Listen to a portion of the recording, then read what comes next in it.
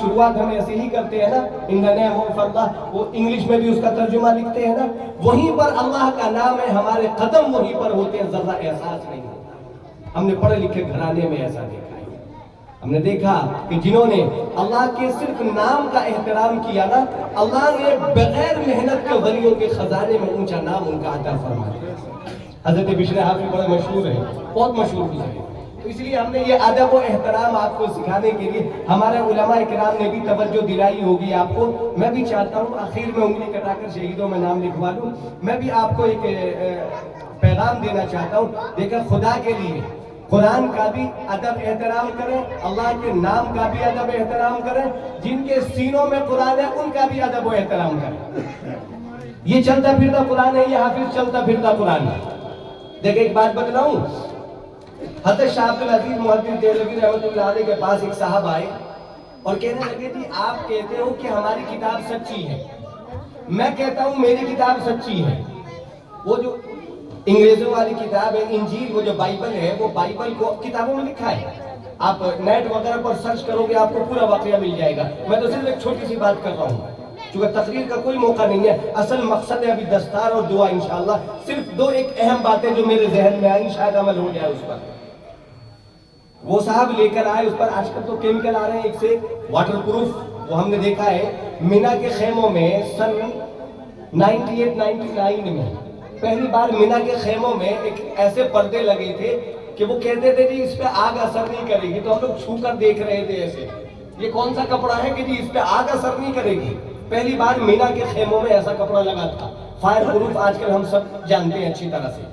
تو اس نے ایسا ہی کوئی کیمیکل لگایا تھا انجیل پر، بائبل پر، اور اس کو لے کر کہنے لگا جی میں اس کو اپنی کتاب کو آگ میں ڈالتا ہوں، آپ اپنا قرآن آگ میں ڈالیں۔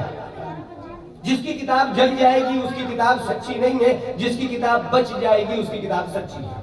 بڑا مطمئن تھا وہ کہ میں اس پر کیمیکل لگا کر لایا ہوں، میری کتاب کو آگ نہیں چھوئے گی، ان کو کیا پتا میں کیا کر کے آیا ہوں۔ حضرت نے فرمایا اچھا ایسا کر، میں اپنی کتاب اپنے سینے سے لگاتا ہوں، اپنا قرآن، تو اپنی کتاب اپنے سینے سے لگا، ہم دونوں آگ میں کود پڑتے ہیں۔ جس کو آگ نے بچا لیا آگ نے کچھ نہ کیا، جس کو آگ نے نہ جلایا وہ سچا ہے، جسے آگ نے جلا دیا وہ جھوٹا ہے۔ کہنے لگا حضرت معافی چاہتا ہوں، میں کتاب کو ہی تو لایا تھا کیمیکل لگا کر، میں نے باڈی کو تھوڑی لگایا کیمیکل، میں صرف کتاب کو ہی تو لایا تھا، بھاگ لیا۔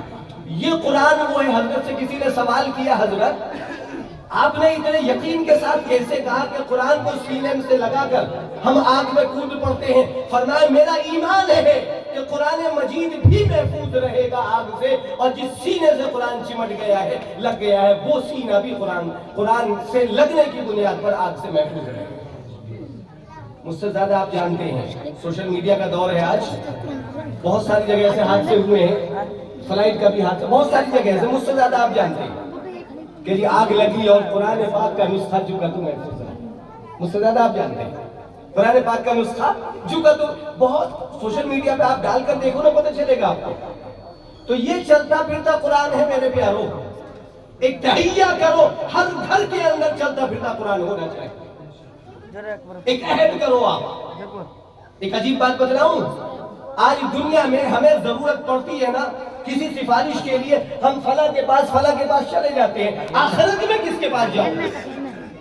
کوئی سفارش ہی ہونا چاہیے آخرت میں، نبی اکرم صلی اللہ علیہ وسلم کی سفارش کام آئے گی، پہلے یہ چھوٹے چھوٹے مرحلے طے ہو جائیں گے تب۔ اور ہم نے اپنے نبی صلی اللہ علیہ وسلم کی سنتوں کا کیا حال کیا ہے ہم لوگ جانتے ہیں اچھی طرح سے۔ تو میرے پیاروں بس اتنا کہوں گا کہ اس وقت میں اگر کوئی سفارشی ہوگا ہمارا تو وہ یہی بچے ہوں گے جن کے سینوں میں قرآن موجود، یہ بچے ہمارے لیے سفارش کریں گے۔ اور ایک عجیب بات بتلاؤں، ان سے محبت رکھا کرو آپ۔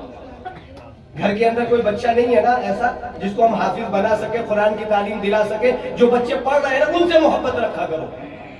فرمایا کہ جس کے گھر کا بچہ حافظ بھی بنا ہے، اگر اس کے گھر کے کسی فرد نے اس حافظ کی آج ناقدری کر دی نا، بے ادبی کر دی نا، کل کو رب پابندی لگائے گا کہ میرے قرآن والے کی اس نے بے ادبی کی تھی، خبردار اس کے حق میں تمہاری سفارش قبول نہیں کی جائے گی۔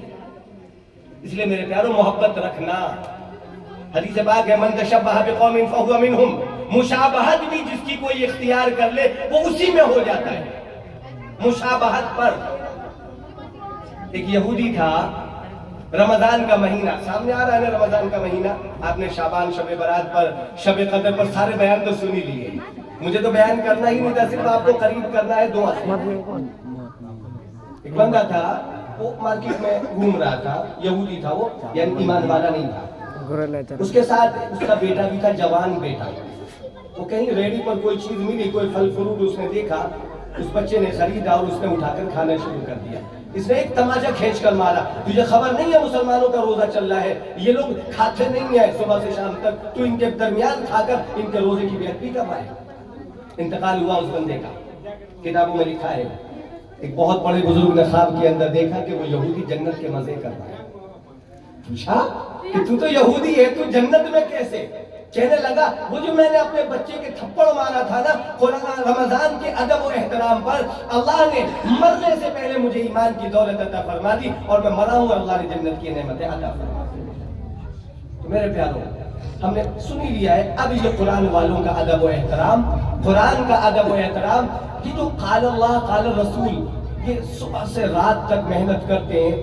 اب دیکھو یہ جو اساتذہ ہے نا، آپ کے محترم صاحب کی بات بتلاؤں، کتنا خلوص ہے ان کے اندر، جب بھی ملاقات ہوئی ہے، مدرسہ کس طرح سے ترقی پذیر ہو جائے، کیسے اس کی ترقی کی منزلت طے ہو، ہر وقت ان کو اسی سوچ میں ڈوبے ہوئے دیکھا ہے۔ ہم لوگ تو اپنے گھروں میں آرام سے سو رہے ہوتے ہیں نا، صبح سے رات تک کس وقت ان بچوں کے لیے کیسے محنت کی جائے، کیسے یہ بچے آگے بڑھیں، کیسے ان کے خوراک کا، ان کے رہنے سہنے کا، ان کی تعلیم کا بندوبست ہو، ہر وقت اسی فکر میں رہتے ہیں، کاش کہ ہم بھی اس فکر کا کچھ حصہ بن جائیں۔ انہیں اجر ملے گا اور یقیناً ملے گا، یہ ذریعہ آخرت بنا لیا انہوں نے، کوشش کریں کہ ہم میں سے ہر شخص ذریعہ آخرت بنا سکے۔ اب اس کے لیے کرنا کیا ہوگا؟ ایک تو آپ ادب و احترام کریں ان بچوں کا، اپنے گھر میں ماحول بنائیں، ہر گھر میں ایک بچہ ایسا ہونا چاہیے، ہر خاندان میں ایک بچہ ایسا ہونا چاہیے جو دنیا میں بھی اس کا سر فخر سے اونچا کر سکے اور آخرت میں بھی اس کا سر فخر سے اونچا کر سکے۔ چونکہ آخرت میں والدین کو تاج پہنایا جائے گا، مجھ سے زیادہ آپ جانتے ہیں، بہترین تاج ہوگا، یہی تو ہے، سر فخر سے بلند ہوگا۔ اللہ جب کسی کو نوازے گا نا قیامت میں، دیکھیں ہم نے دیکھا حضرت بلال مؤذن رسول صلی اللہ علیہ وسلم، ان کے بارے میں آتا ہے ان کی گردن بڑی لمبی ہوگی قیامت میں، چونکہ اللہ ان کو نواز رہا ہے۔ ایسے ہی جن کے والدین، حفاظ کرام کے جو والدین ہیں، اللہ ان کو بھی ایسا ہی نوازے گا کہ قیامت میں ان کے سروں پر تاج رکھا جائے گا۔ میرے پیاروں، ایک تو کوشش یہ کرنا کہ آخرت کا تاج ہم سب کے مقدر میں آ جائے، کریں گے انشاءاللہ۔ یہ دنیا کی تاج کی بات نہیں ہے میرے پیاروں، آخرت میں تاج کی بات ہے۔ ہر شخص یہ تہیہ کرے میرے سر پر تاج ہونا چاہیے آخرت میں، اور اس کے لیے حافظ بنانا ہے آپ کو، اپنے بچوں کو قرآن کی تعلیم دلوانا ہے۔ اب ان بچوں کے لیے آپ کو کیا کرنا ہے؟ دیکھیں روزی میں برکت کے لیے آپ کے سامنے صدقے کی بات آ گئی نا، دیکھیں آپ کہیں صدقہ کریں گے ثواب ملے گا صدقے کا، ان بچوں پر خرچ کریں گے ڈبل ثواب ملے گا، ڈبل۔ کیسے؟ ایک تو ثواب یہ ملے گا کہ آپ نے خرچہ کیا، صدقہ کیا، دوسرے دینی تعلیم کی اشاعت کرنے میں آپ مددگار بنے، اللہ ڈبل آپ کو رتبہ اور ثواب عطا فرما دے گا۔ بے شک پیاروں، کوشش کرنا، یہ موقع اتنا نہیں ہے کہ ہم ایک ایک سے کہیں کہ آپ اپنا تعاون پیش کر سکیں یہاں پر، چونکہ 10 بجے کا ٹارگٹ ہم نے رکھا ہے نماز کا، چونکہ نماز پڑھنی ہے انشاءاللہ ہم سب کو، ہم نے کوئی بیان نہیں کرنا اس وقت میں، یہ بیان نہیں، صرف 2-4 تمہیدی باتیں تھیں۔ مدرسے کا تعاون کس طرح سے کریں، ہر شخص ذمہ دار بن جائے۔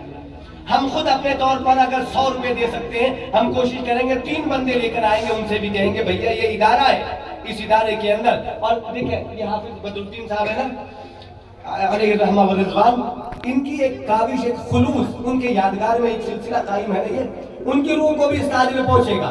ہم اپنے والدین کے لیے یا اپنے مرحومین کے لیے یا اپنے استاذوں کے لیے یا اپنے بڑوں کے لیے ایصال ثواب کا ایک معیار قائم کر سکیں گے کہ ہم نے ان کے ایصال ثواب میں ان بچوں کی تربیت کی اور ان کو تعلیم کا نظم کیا۔ تو ایک تو یہ کوشش کریں اس مدرسے کے لیے بعد میں خود بھی ذمہ داری سمجھ کر تعاون کریں اور ساتھ میں چند لوگوں کو اور جوڑیں۔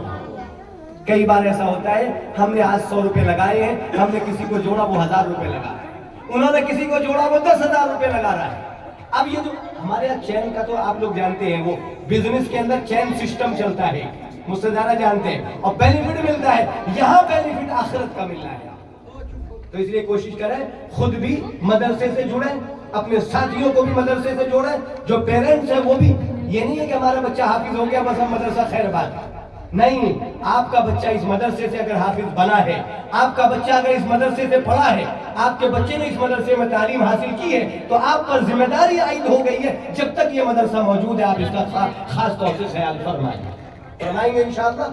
بس ایک تو بات یہ تھی، قاری رستم صاحب ہمارے بہت قابل مبارکباد ہیں کہ اللہ نے ان کے ذریعے یہ خدمت دی ہے، مدرسے کا کام چل رہا ہے، آپ دعا فرمائیں اللہ اس مدرسے کو خوب سے خوب تر ترقیات سے سرفراز فرمائیں، دعا فرمائیں یہ معصوم بچے جنہوں نے حفظ قرآن مکمل کیا اور ابھی دستار بندی ہونی ہے، ان کی ابھی پگڑی ہونی ہے، دیکھیں آج ہم ان کا اعزاز کریں گے، اللہ دیکھ رہا ہے وہ رب رحمان، اس کے قرآن کے لیے ہم آج اعزاز کر رہے ہیں، کل کو قیامت میں حشر کے میدان میں وہ رب خود ہمارا اعزاز فرما دے گا۔ میں ایک چھوٹی سی مثال دے دوں، ایک چھوٹی سی مثال، دیکھیں یہ قرآن کے ادب و احترام میں ہم سب یہاں جڑے ہیں، ایک چھوٹی سی مثال دیتا ہوں ادب کی۔ چند بچے تھے مدرسے میں پڑھنے والے، گاؤں کا ماحول تھا، ایک لمحے کی بات کر رہا ہوں، میں واقعے کو پھیلا بھی نہیں رہا، گاؤں کا ماحول تھا۔ اچھا پہلے آپ کو یاد ہوگا تالابوں میں بچے ایسے ہی جا کر نا، اور آج بھی نہر وغیرہ میں وہ کپڑے اتارے انہوں نے اور جا کر نہائے اور کپڑے پہنے اور چل دیے، اکثر ایسا ہوا ہے۔